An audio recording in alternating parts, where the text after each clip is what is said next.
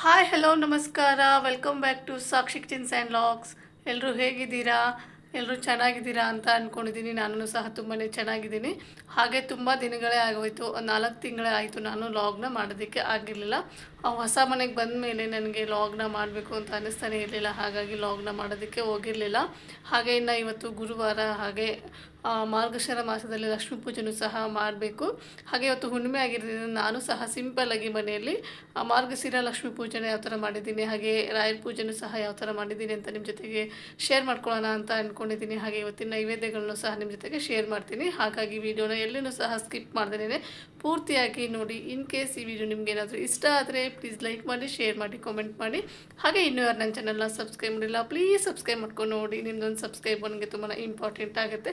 ಹಾಗೆ 4 ತಿಂಗಳಾಗಿತ್ತು ನಾನು ವೀಡಿಯೋಸ್ನ ಹಾಕಿರಲಿಲ್ಲ, ಹಾಗಾಗಿ ಇನ್ನು ಮುಂದೆ ವಾರದಲ್ಲಿ 4 ಅಥವಾ 3 ಆದರೂ ವೀಡಿಯೋಸ್ನ ಹಾಕೋಣ ಅಂತ ಅಂದ್ಕೊಂಡಿದ್ದೀನಿ. ಇನ್ನು ಹಿಂದೆ ಯಾವ ಥರ ನನಗೆ ಸಪೋರ್ಟ್ ಮಾಡಿದರೆ ಅದೇ ಥರನೇ ಇನ್ನು ಮುಂದೆ ಬರುವಂತಹ ವೀಡಿಯೋಸ್ಗೂ ಸಹ ನೀವು ಸಪೋರ್ಟ್ ಮಾಡ್ತೀರಾ ಅಂತ ಅಂದ್ಕೊಂಡಿದ್ದೀನಿ. ಇನ್ನು ಮೊದಲಿಗೆ ಇವತ್ತಿನ ಪೂಜೆನ ಯಾವ ಥರ ಮಾಡಿದ್ದೀನಿ ಅಂತ ನೋಡ್ಕೊಂಬನ್ನಿ. ಅದಾದ ನಂತರ ನಾನು ವೀಡಿಯೋನ ಕಂಟಿನ್ಯೂ ಮಾಡ್ತೀನಿ. ಇನ್ನು ಇಲ್ಲಿ ಗುರುವಾರ ಬೆಳಗ್ಗೆ ರಾಯರ ಪೂಜೆನೂ ಸಹ ಮಾಡಬೇಕಾಗಿತ್ತು. ಹಾಗೆ ಇನ್ನು ಮಾರ್ಗಶಿರ ಮಾಸದಲ್ಲಿ ಲಕ್ಷ್ಮೀ ಪೂಜೆನೂ ಸಹ ಮಾಡ್ತಾರೆ. ಹಾಗಾಗಿ ನಾನು ಸಹ ಹುಣ್ಣಿಮೆ ಇತ್ತಲ್ವ, ಇವತ್ತಿನ ದಿನ ಲಕ್ಷ್ಮೀ ಪೂಜೆ ಮಾಡಿದರೆ ತುಂಬಾ ಒಳ್ಳೆಯದು ಅಂತ ಹೇಳ್ತಾರೆ. ಹಾಗಾಗಿ ಇವತ್ತು ಒಂದು ದಿನ ಮಾತ್ರ ನಾನು ಲಕ್ಷ್ಮೀ ಪೂಜೆನ ಮಾಡ್ಕೊತೀನಿ. ಮಾಡುವವರು ಪ್ರತಿ ಗುರುವಾರನೂ ಸಹ ಮಾಡ್ತಾರೆ, ಆದರೆ ನಾನು ಹುಣ್ಣಿಮೆಯೂ ಸಹ ಇತ್ತು, ಹಾಗೆ ಗುರುವಾರ ಹುಣ್ಣಿಮೆ ಬಂದಿರೋದ್ರಿಂದ ಲಕ್ಷ್ಮೀ ಪೂಜೆ ಮಾಡಿದರೆ ತುಂಬಾ ಒಳ್ಳೆಯದಾಗುತ್ತೆ ಅಂತ ಇವತ್ತು ನಾನು ಲಕ್ಷ್ಮೀ ಪೂಜೆನ ಮಾಡ್ಕೊತಾ ಇದ್ದೀನಿ. ಸಿಂಪಲ್ಲಾಗಿ ಮಾಡ್ಕೊತಾ ಇದ್ದೀನಿ ಲಕ್ಷ್ಮೀ ಪೂಜೆನ. ಇನ್ನು ಗುರುವಾರ ಬೆಳಗ್ಗೆ 4 ಗಂಟೆಗೆಲ್ಲ ಎದ್ಬಿಟ್ಟಿದ್ದೆ. 4 ಗಂಟೆಗೆ ಎದ್ದು ಕಸ ಗುಡಿಸಿ ಇಲ್ಲಿ ಇವಾಗ ಮನೇನ ಕ್ಲೀನ್ ಮಾಡ್ಕೊತಾ ಇದ್ದೀನಿ. ಇವಾಗಿರೋ ಮನೇನ ಒಂಚೂರು ದೊಡ್ಡದಿರೋದ್ರಿಂದ ನಾನು ಏನು ಮಾಡ್ತೀನಿ ಅಂದರೆ ನೈಟೇನೆ ನೀಟಾಗಿ ಕಸ ಗುಡಿಸ್ಕೊಂಡ್ಬಿಟ್ಟಿರ್ತೀನಿ.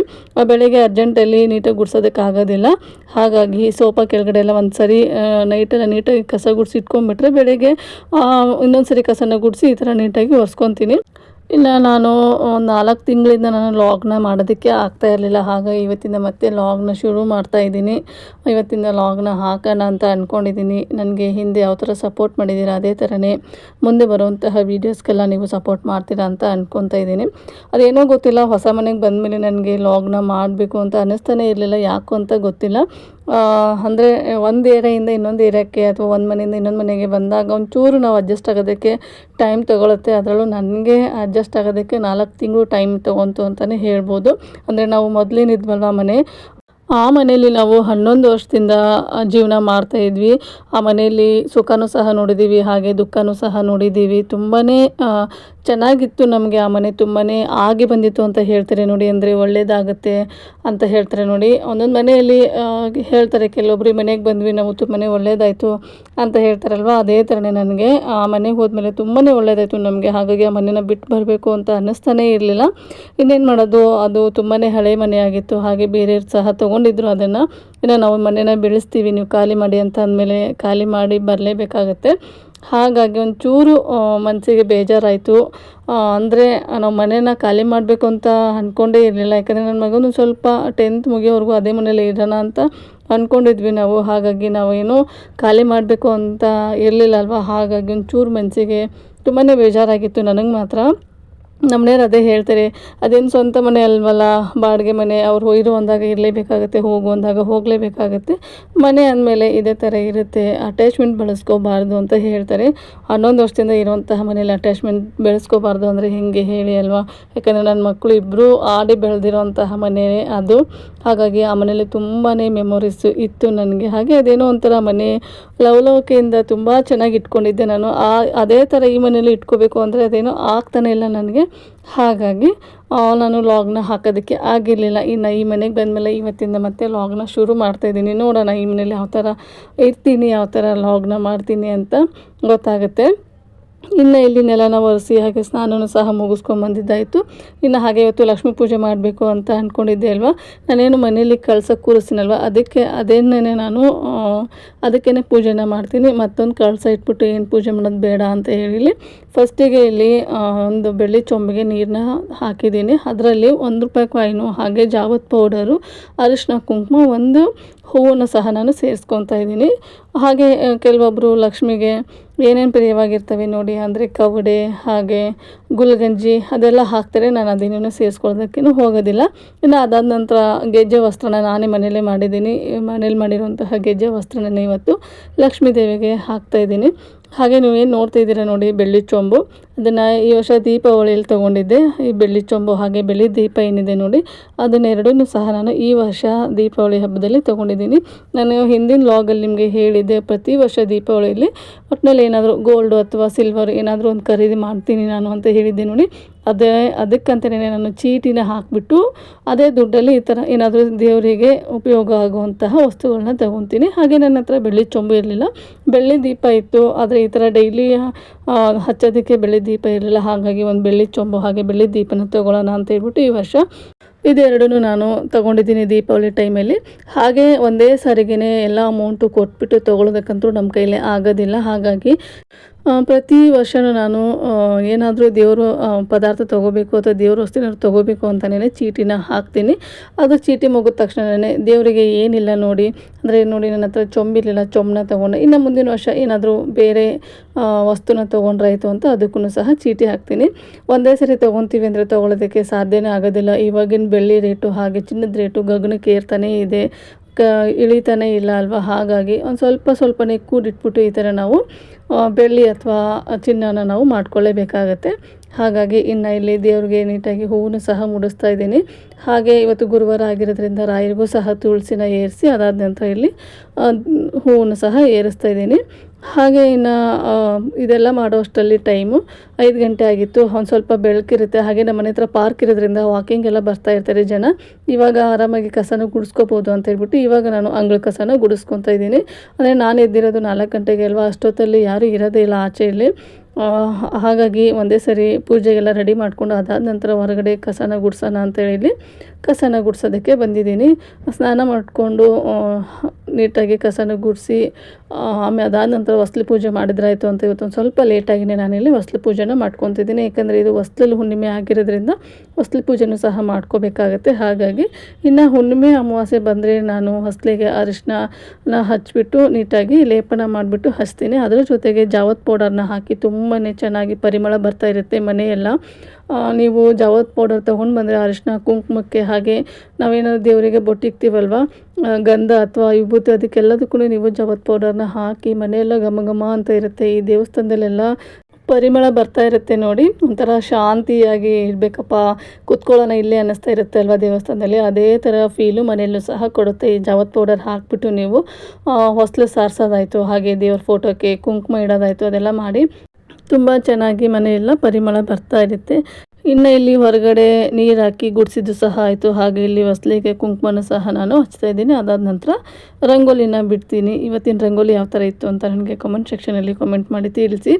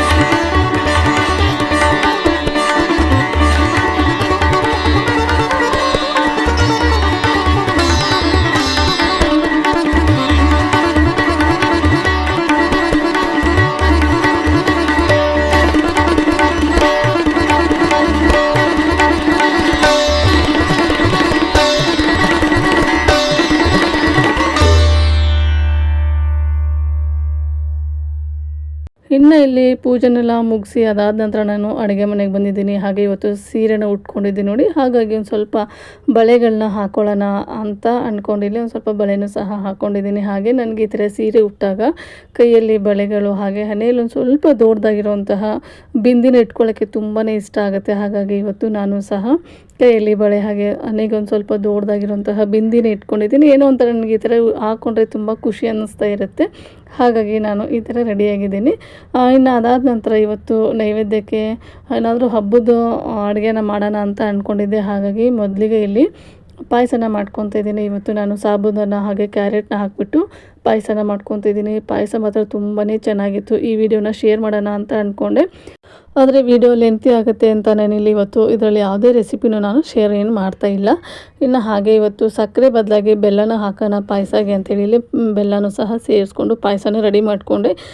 ಬೆಳಗ್ಗೆ ನಾನು ದೇವರಿಗೆ ಬಾಳೆಹಣ್ಣನ್ನು ನೈವೇದ್ಯ ಮಾಡಿದ್ದೆ, ಆದರೆ ಇನ್ನು ಪಾಯಸ ಮಾಡಿದ್ದೆ ಅಲ್ವಾ, ಹಾಗಾಗಿ ಲಕ್ಷ್ಮೀ ದೇವಿಗೆ ಪ್ರಿಯವಾಗಿರುತ್ತೆ ಅಂತ ಹೇಳ್ಬಿಟ್ಟು ಪಾಯಸನೂ ಸಹ ನಾನಿಲ್ಲಿ ನೈವೇದ್ಯಕ್ಕೆ ರೆಡಿ ಮಾಡ್ಕೊತಿದ್ದೀನಿ. ನೀವು ನೋಡ್ತಾ ಇರ್ಬೋದು ಪಾಯಸ ಯಾವ ಥರ ಇದೆ ಅಂತ ಹೇಳ್ಬಿಟ್ಟು.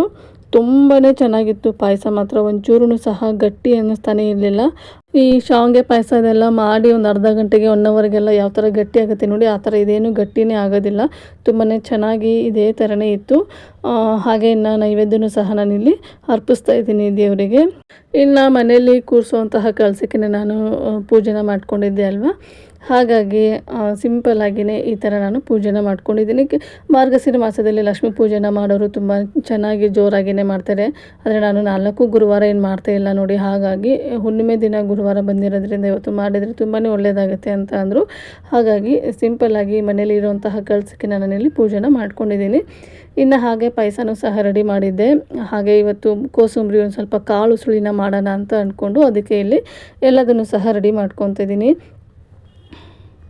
ಮೊದಲಿಗೆ ಕಟ್ಟಿಂಗ್ ಕೆಲಸ ಏನಿರುತ್ತೆ ನೋಡಿ, ಅದೆಲ್ಲ ಮುಗಿಸ್ಕೊಂಡ್ಬಿಟ್ರೆ ಫಟಾಫಟ್ ಅಂತ ಎಲ್ಲ ಕೆಲಸನೂ ಸಹ ಬೇಗನೆ ಮುಗಿಸ್ಕೊಂಡ್ಬಿಡ್ಬೋದು. ನಾನೇನು ಇವತ್ತು ಹುಣ್ಣಿಮೆ ಇರೋದ್ರಿಂದ ರೊಟ್ಟಿ ಏನು ಮಾಡಬೇಕಾಗಿರಲಿಲ್ಲ ಅಲ್ವಾ, ಯಾಕೋ ಹಬ್ಬದ ಅಡುಗೆ ತಿನ್ನಬೇಕು ಅಂತ ಅನ್ನಿಸ್ತಾ ಇತ್ತು ನನಗೂ ಸಹ. ಹೇಗಿದ್ರೂ ನೈವೇದ್ಯಕ್ಕೆ ಮಾಡಲೇಬೇಕಲ್ವಾ, ಒಂಚೂರು ಬೇರೆ ಐಟಮ್ಸ್ನ ಸಹ ಇದರಲ್ಲಿ ಆ್ಯಡ್ ಮಾಡ್ಕೊತಿದ್ದೀನಿ ಅಷ್ಟೇ.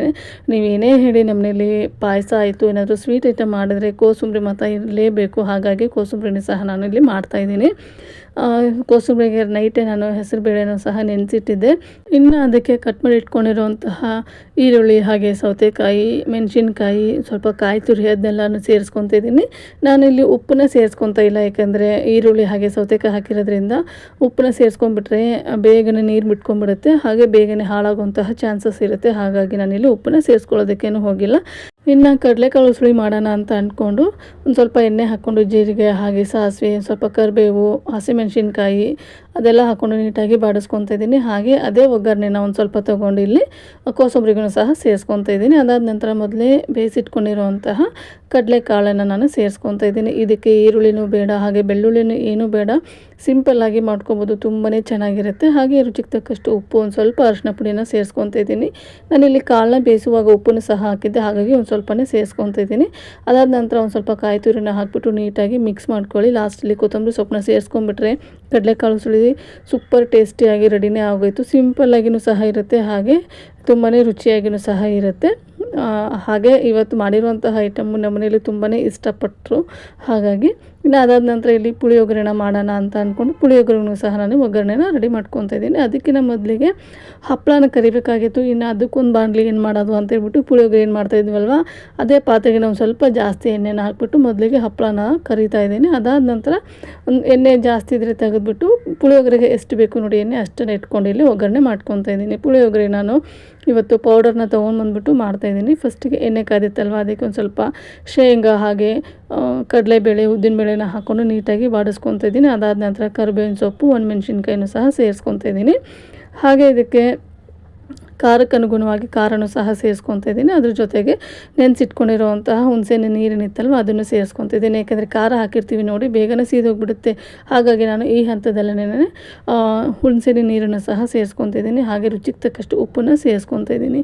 ಕೆಲವೊಬ್ರು ಏನು ಮಾಡ್ತಾರೆ ಅಂದರೆ ಪುಳಿಯೋಗರೆ ಪ್ಯಾಕೆಟ್ ಎಲ್ಲ ಇರುತ್ತಲ್ವ ಅಂತೇಳ್ಬಿಟ್ಟು ಅದನ್ನೇ ಕಲಿಸ್ಕೊಂಡು ತಿಂತಾರೆ.